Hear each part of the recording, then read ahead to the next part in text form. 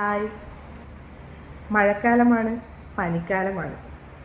ഒമാനിൽ നിന്നും നാട്ടിലെത്തി എനിക്കും കിട്ടി കേട്ടോ. H1N1 പോസിറ്റീവാണ്.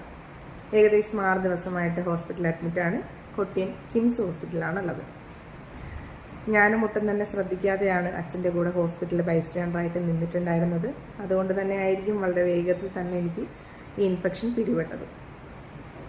ആദ്യം ചെറിയൊരു ത്രോട്ട് പെയിൻ മാത്രമേ ഉണ്ടായിരുന്നുള്ളൂ. പക്ഷെ ആ ത്രോട്ട് പെയിൻ വന്ന സമയത്ത് തന്നെ പനിക്കാലമൊക്കെ ആയതുകൊണ്ട് ഞാൻ ഇമീഡിയറ്റ് ആയിട്ട് തന്നെ ജനറൽ മെഡിസിൻ ഡോക്ടറെ കണ്ട് മെഡിസിൻ എടുത്തിരുന്നു. ഫ്ലൂ വാക്സിനും മറ്റും കൈയോടെ തന്നെ എടുത്തിരുന്നു.